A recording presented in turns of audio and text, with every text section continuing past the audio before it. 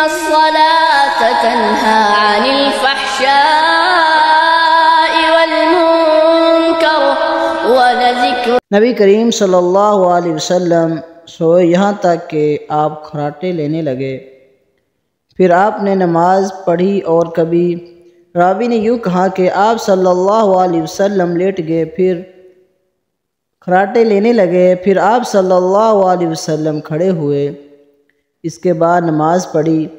پھر سفیان نے ہم سے دوسری مرتبہ یہ حدیث بیان کی عمر سے۔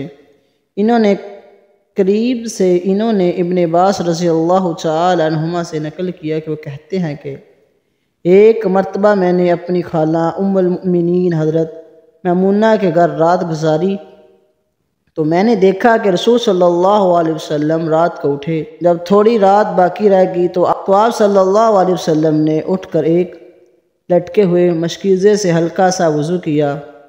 عمر اس کا ہلکا پن معمولی ہونا بیان کرتے ہیں، اور آپ کھڑے ہو کر نماز پڑھنے لگے تو میں نے بھی اس طرح وضو کیا جس طرح آپ صلی اللہ علیہ وسلم نے وضو کیا، پھر آ کر آپ کے بائیں طرف کھڑا ہو گیا۔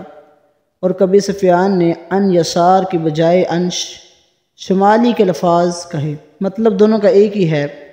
پھر آپ صلی اللہ علیہ وسلم نے مجھے پھیر لیا اور اپنی داہنی جانب کر لیا، پھر نماز پڑھی جس قدر اللہ کو منظور تھی۔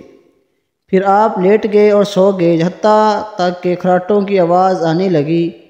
پھر آپ صلی اللہ علیہ وسلم کی خدمت میں مؤذن حاضر ہوا اور اس نے آپ کو نماز کی اطلاع دی۔ آپ صلی اللہ علیہ وسلم اس کے ساتھ نماز کے لیے تشریف لے گئے، پھر آپ نے نماز پڑھی اور وضو نہیں کیا۔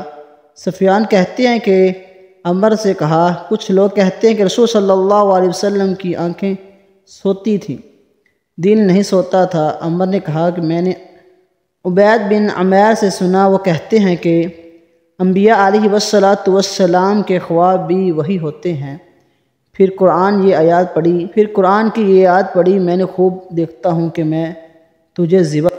صحیح البخاری حدیث نمبر 138۔